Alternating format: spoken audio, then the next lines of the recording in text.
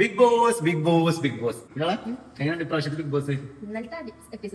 അതെ, അപ്പൊ ഇന്നലത്തെ ബിഗ് ബോസിൽ പക്ഷെ കുറെ അധികം സെൽഫ് ഗെയിമേഴ്സ് ഉണ്ട് അല്ലെ. അതായത് ഇതുവരെ നമ്മളെ മനസ്സിലുണ്ടായിരുന്ന ഹീറോ എന്ന് പറയുന്നത് അക്ബർ, ഷാനവാസ് ഒക്കെ ആയിരുന്നു. പക്ഷെ പെട്ടെന്നാണ് എന്ത് ചെയ്തത്, ഒരു CBSE പാൽക്കുപ്പി കടന്നു വരുന്നത്. അതായത് ആര്യൻ കദോറിയ പെട്ടെന്ന് നമ്മൾ പ്രതീക്ഷിക്കാത്ത ഒരു ട്വിസ്റ്റ് ഇന്നലെ ബിഗ് ബോസിൽ നടന്നു അല്ലെ. അതായത് നമ്മൾ കഴിഞ്ഞ മുമ്പത്തെ എപ്പിസോഡിൽ പറഞ്ഞത്. പക്ഷെ ആര്യന്റെ ആ ഒരു പ്രകടനം സത്യം പറഞ്ഞാൽ അക്ബറിനും ഷാനവാസിനും ഒക്കെ ഒരു കൺഫ്യൂഷൻ വന്നിട്ടുണ്ട് ഇന്നലെ അല്ലെ.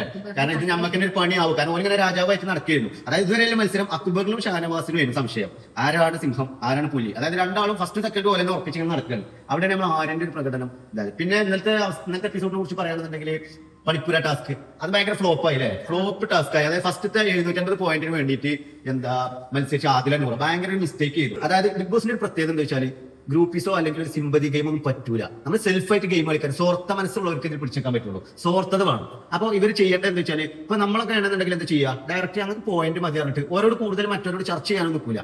കാരണം മറ്റുള്ളവരുടെ ഫാമിലി, ഏറ്റവും ഇഷ്ടപ്പെട്ട ആളുകളുടെ ഫാമിലി വരുന്നത് ആരെന്ന് ചോദിച്ച് ഒരു മൂന്നാളെ പേര് പറഞ്ഞ് മൂന്നാളെ ഫാമിലി നിങ്ങൾക്ക് പോയിന്റ് വേണമെന്നുണ്ടെങ്കിൽ മൂന്നാളെ ഫാമിലി വരാൻ പറ്റില്ല.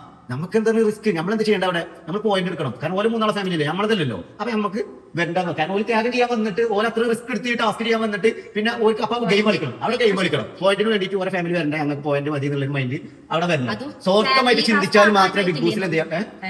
അത് പിന്നെ വേറൊരു ഗെയിം, അതൊരു ബുദ്ധിയില്ലായ്മ കൊണ്ട് സംഭവിച്ച വേറൊരു സംഭവം. അതായത് ഫാമിലി റോൾ ആവാതെ 10 ആഴ്ചയിലേക്ക് നടക്കുന്ന സംഭവം ഇപ്പൊ തന്നെ എന്ത് ചെയ്യാൻ പാടില്ല. ഒരു പ്രതീക്ഷയില്ലാത്ത ആളുകളാണ് ഒക്കെ. അപ്പൊ എന്താ വെച്ചാൽ അത് ലോക പൊട്ടത്തരായി. ഇനിയിപ്പോ ഫാമിലി റോഡ് വരാൻ പറ്റൂലെങ്കിൽ തന്നെ ഓർക്ക് ഇഷ്ടപ്പെട്ട ആളുകളാണെങ്കിൽ തന്നെ ഒരു 750 പോയിന്റിന് വേണ്ടിയിട്ട് ഇത് മറിച്ചിടാൻ പാടില്ലേ. അപ്പൊ ചെയ്യേണ്ട ഒരു കാര്യം എന്താ വെച്ചാൽ നിങ്ങൾക്ക് 750 പോയിന്റ് മതി, ഓരോ ഫാമിലി വരില്ല. അവിടെ ഒരു ഗെയിം നടക്കുന്നത് സ്വാർത്ഥമായിട്ട് ചിന്തിക്കുമ്പോഴേ അവിടെ ഗെയിം ഉണ്ടാവുള്ളൂ. അതാണ് ബിഗ് ബോസിന്റെ പ്ലേ എന്ന് പറഞ്ഞാൽ അങ്ങനെയാണ് കളിക്കേണ്ടത്. അല്ലാതെ തോന്നിയിട്ട് എന്ന് പറഞ്ഞിട്ടുള്ള പരിപാടിയൊന്നും ബിഗ് ബോസിൽ നടക്കില്ല. പിന്നെ രണ്ടാമത്തെ ടാസ്കിൽ ഇതേപോലെ എന്ത് ചെയ്തു, മൊട്ടടിക്കുന്ന ടാസ്ക് അനീഷിന് നല്ലൊരു ഗെയിമായിട്ട് കളിച്ചു. അനീഷ് കൺഫ്യൂഷൻ ആയി പോയി. അതായത് ബിഗ് ബോസ് ഇപ്പോൾ മുതൽ എന്ന് പറഞ്ഞപ്പോൾ ഓനപ്പം മുതൽ സ്റ്റാച്യു ആയി. പിന്നെ മുണ്ടാട്ടല്ല, ഇപ്പോൾ മുതൽ മുണ്ടാൻ പാടില്ല എന്ന് പറഞ്ഞപ്പോൾ ആകെ അനീഷ് കൺഫ്യൂഷൻ ആയി. ബിഗ് ബോസിന് പറഞ്ഞോ മിണ്ടില്ല. കാരണം ബിഗ് ബോസിന്റെ ഗെയിം ആണോ എന്നുള്ളത്, അതായത് ബിഗ് ബോസിന്റെ ഗെയിം ആണോ, ബിഗ് ബോസ് പറഞ്ഞപ്പോൾ മിണ്ടിക്കാൻ തോന്നിക്കാണോ എന്നുള്ളത് വരെ ചിന്തിച്ചു. അത്രയും വലിയ ചിന്തയാണ് അവന്റെ ചിന്ത എന്ന് പറഞ്ഞത്. പക്ഷെ അവിടെ അക്ബർ പറഞ്ഞ വേറെ കാര്യമുണ്ട്. അതായത് ലെഫ്രിയും പ്ലെയറും ഒരാളെന്നെ ആവില്ല എന്നുള്ളത്.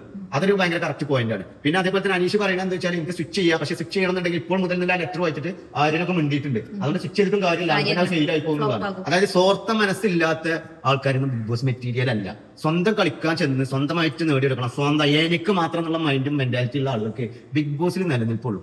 അപ്പൊ അതൊക്കെയാണ് മെയിനായിട്ട് പറയുന്നത്. അപ്പൊ ബിഗ് ബോസ് വിശേഷങ്ങളുമായി അൻഷി ഫാൻസ് അസോസിയേഷന്റെ പേജിൽ ഉണ്ടാവട്ടെ ഡയറി. Okay guys.